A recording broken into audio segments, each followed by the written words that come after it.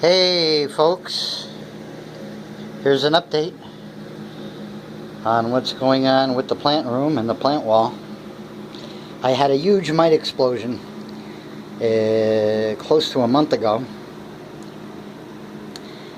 and I ended up having to treat everything with the old standard tried and true method of alcohol, water, and a little bit of soap. Insecticidal soap, not dish detergent, not Dawn, but potassium salts soap, specifically that stuff right down there, Safers. It's wonderful stuff. It doesn't have to be that brand, but it should be potassium salts, one that's specifically labeled as an insecticidal killing soap. Okay, so 30 to 40% solution of 70% isopropyl alcohol in water with a dash of Safers. There's the makeup brush, there's the pump sprayer, and I went to town. Sprayed everything down, then brushed everything in. Every single leaf surface, every branch, every stem, every petiole crevice, every sinus on every plant. All with the same method, gently pushing in the brush and lathering it up into the leaf veins, microscopic crevices, surface, everywhere.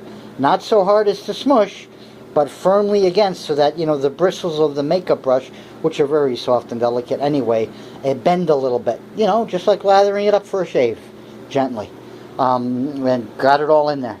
And then repeated it again the next week. And then sprayed occasionally along the tops of the leaves every couple of days, just for good measure, to help keep them clean in the meantime.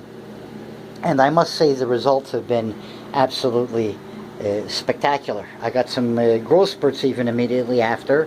I can tell just visually, even with my incredibly bad eyes, that the mites are gone. That's part of why they got here in the first place. And what evidently happened, I'm not too sure exactly how or when, but mites got in here, or they were in here.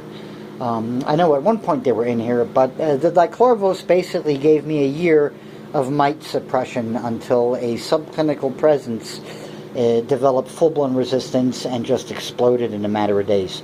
I lost a leaf on the verrucosum. It had full-blown webbing. It was on its way out anyway. Whether from that or not, I don't know. I had damage done to the majestic and the soderoy. Nothing happened to the melanochrysum. Baby, it's still doing just fine. By the way, you can see it down here. In fact, there's a leaf that came out since. But every plant here was coated. All the begindas, the copreas, the heterophylla. This is pollen, by the way. That's not mites. Mites are more like that. I don't know if you can see them. There are a few here and there on this leaf. More within a half-inch radius, plus or minus, of the center of the sinus, you can see a couple faint dots, light-colored, on the leaf stems. Those get knocked out by a surface spray in a day or two.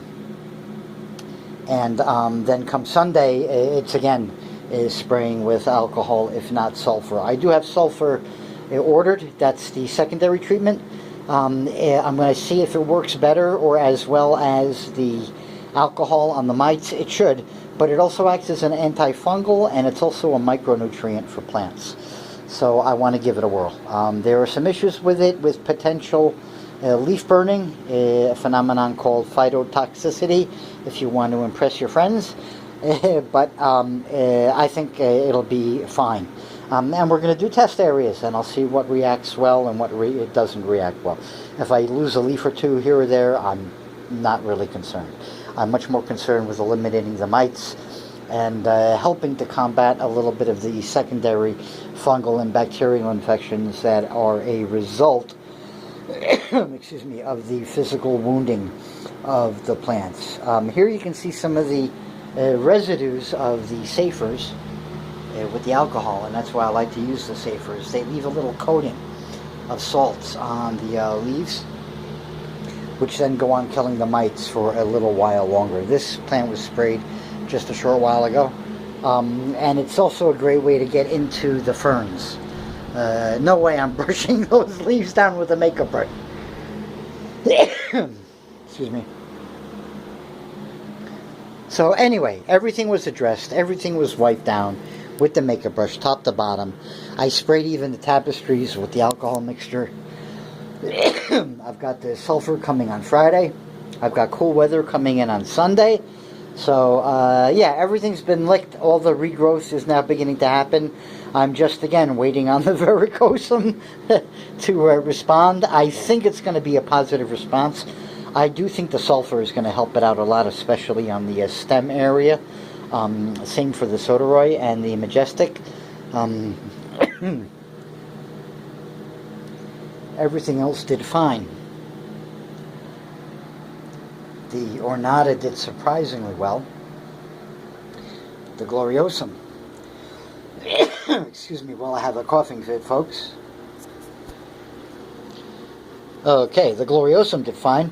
The Adansonii are bouncing back on the tops. I'm still going to lose a little bit of foliage on the bottoms, but this area I think I'm going to sulfurize quite readily. Also, it's going to be the major treatment for the spider plants and the ferns, if they tolerate it, that is.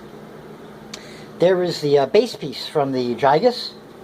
That was most recently done. All of the Capercias did great. The Pictuses are doing fine. Got a little bit of more rearranging to do here on the bottom. But as you noticed, I did switch the Heterophylla and the Gloriosum. I think they're better fits where they are. The Heterophylla is going to move a little bit more to the left in time. And then what I have left to solve as far as oaky looking is this little area right here. But again, the Michelitziana is coming back, the Poly's coming back, a lot of stuff is coming back. So I'll certainly have ways to fill in this little strip right here. The plan, as far as design goes, has been working out really well for me as far as reachability and maintenance. When I do the treatment for the mites, by the way, I just start here, and every time I do a plant, it gets shifted over to this area right here, and so that gives me access then to walking right up to the wall and treating everybody here. And same with these plants. I just moved the Capercias. First I put them on my little treatment table. I put the pots in that tub right there on a little TV stand right here. I've got my tunes on, usually some jamming music like Yes or King Crimson or a nice long Dead concert, and I just get in my zone and I start to paint with a makeup brush. And yeah, it doesn't take that long. It's really not that big of a deal if you're systematic about it, and you could just go plant by plant, leaf by leaf, go from the top down. You're done. It took me less than a day to do my entire house. And again, I didn't brush every single thing. Here you can see the results of some damage. That might be from alcohol, by the way, on pre-damaged tissue. That's another reason why I want to try sulfur. I'm putting all the spider plants in the bathtub at the same time, basically, and giving them a light misting of sulfurized water. I'm going to be using the Bonide antifungal micronized wettable sulfur that you can add to water. And I'm going to start with just a tablespoon in that sprayer right there and see what happens. It's that simple. I'm first going to start, I'm not going to spray the varicosum right away because it's the only one I got. But I'll start on some alocasias, I'll start on some a gigas or three, well, a gigas. I'll start on a pink princess or two, you know, ring of fires, the Sulliwans, the Adansonii, wherever I have a multiple of something. The rubber plant, a fern, one of the Dieffenbachias, anything that has a multiple, I'm going to try the sulfur out on to see if it's phytotoxic. And if my general impression is that most of these plants that I try aren't phytotoxic on the first trial run, I have a feeling I'm just going to go whole hog really early in the morning and turn the fan on full blast so it has a chance to evaporate. At least the liquid does, the water, before temperature comes up in the plant room, which again, starting next week, won't be a huge issue anyway. In the meantime, the Gloriosum is doing really well. I got those two new leaves in the back. The Ivory Coast is doing great, as is the Black Velvet's doing fantastic down here. As you can see, it's doing really well. I'm happy with it. It's got 5 nice sized leaves on it now. The Islanii are a treat. Really pretty cluster of plants. There's the Bambino. Again, the Gloriosum, the Begindas, the Aglaonemas are doing great. The Gloriosum, the Cupreas are doing fine. The Pothoses are coming back really nicely. Look at that. The Golden Crocodile is never really seemed to notice that it had mites. It just kept growing a little bit more slowly, albeit, but really fine. The Gigases as well seem to be quite resistant. Not to attack, but to fighting it off. There are the Cupreas all doing great. The first main daughter colony from long ago last year, the first daughter colony, that's the first propagate that I ever did, is really coming back with a mini explosion. Smaller leaves, but numerous. Thai Constellation, new leaf right there. The Poly has a new leaf. So everything's on the up and up, and everything's on the mend. And all of my major ectoparasite issues are now, hopefully, a thing of the past. They've certainly been identified. They've certainly been given the appropriate treatment, which is ongoing and will be for life. I'm keeping the dichlorvos around, although in a lower concentration. Not because of the mites. They're a dead issue as far as insecticides go. The dichlorvos was really my last hurrah, so to speak. But let me just give you a shot of the ever-improving Ornata. Look at that. Boom. Doing really well. Took some leaf damage from the mites. Took a hit. But it's, again, been treated, as is this whole area here. The Adansonii are doing quite nicely, thank you. Except for this puppy. But again, this is all post-treatment. You can see I haven't gotten around to removing the ookie stuff yet. Same for the Cebu Blue, which I have more of, but in another room. That's actually doing much better. The other Gloriosum, the baby frag, is doing, the twin stem planting is doing really well. Again, it's also, everything's been sprayed. Every single plant here has been brushed down and wiped down and sprayed down with the alcohol mixture. And they've all taken it quite well, and they've all responded quite beautifully. And I have to say, it's probably the easiest way to treat a houseplant. It really is. And it's 1,000% effective. It kills on contact, doesn't hurt the plant. It's easy to do. You just have to be in a frame of mind to do it.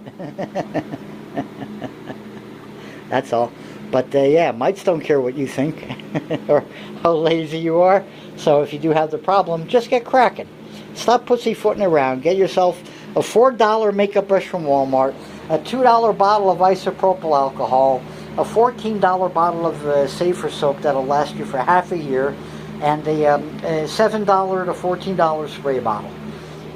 And that's your entire expense and your time. That's it. But if I can do this entire room in maybe 3 hours, working straight through with enjoyable music, yeah, it's really no big deal. So there you have it, folks.